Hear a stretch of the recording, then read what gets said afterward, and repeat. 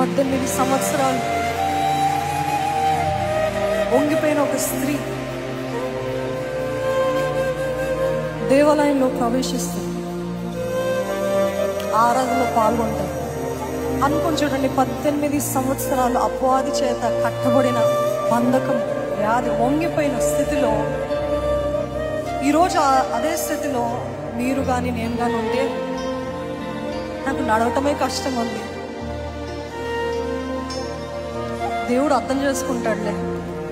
God will understand my situation, will understand. ఇదిగో నాకు ఇంట్లో ఎన్ని పనులు ఉన్నాయి, దేవుడు అర్థం చేసుకుంటాడు. ఇదిగో నాకు ఉద్యోగం ఉంది, నేను ఎంత ప్రయత్నించినా వాళ్ళు నాకు ఇవ్వట్లేదు, దేవుడు అర్థం చేసుకుంటాడులే. దేవుడు అర్థం చేసుకుంటాడు. నేను వెళ్ళకపోయినా పర్వాలేదు, లైఫ్లో చూసుకుంటా.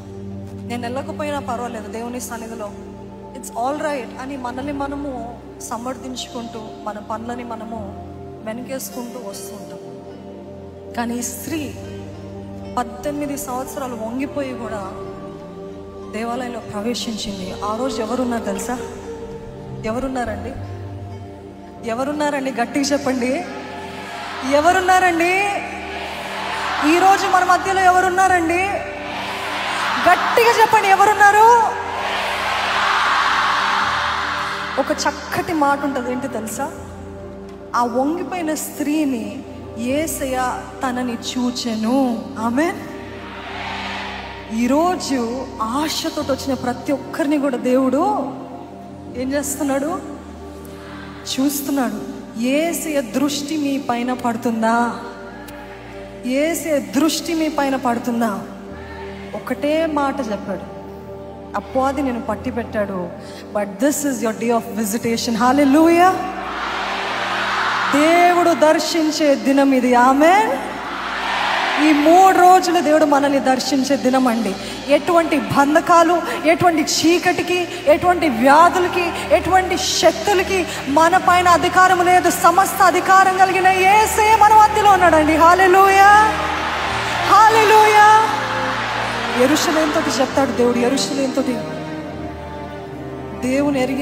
దేవుని నామాన్ని ఎరిగిన ప్రజలతో యేసు ప్రభు చెప్తాడు, ఆయన దర్శించిన కాలము మీరు ఎరగలేదు కాబట్టి ఇదిగో మీ శత్రువులు మిమ్మల్ని చుట్టుముడతారు, ఇదిగో మీ శత్రువులు మిమ్మల్ని దాడి చేస్తారు.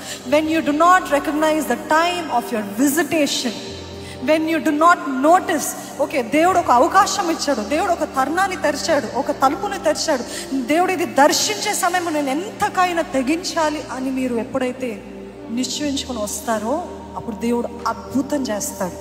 అదే రీతిగా దాన్ని నిర్లక్ష్యం చేసిన వారికి శత్రువులంతా చుట్టుముడతారంట, శత్రువులు పీడిస్తాయంట. But I'm telling you, is there anybody who's asking, Lord I want a miracle in my life? నా జీవితంలో ఒక అద్భుతము జరగాలి ప్రభా. మీ చేతులు ఆయన చూస్తున్నాడండి. చెప్పాను కదా, ఎవరు చూస్తున్నారు? యేసే చూస్తున్నాడు. నా జీవితంలో అద్భుతము జరిగించయ్యా. వేడుకోండి, మీ నోరు విప్పి బిగ్గరగా, దేవా నా జీవితంలో అద్భుతము జరిగించు, అద్భుత కార్యాలు జరిగించు. ఒక ప్రార్థనగా చేస్తారా?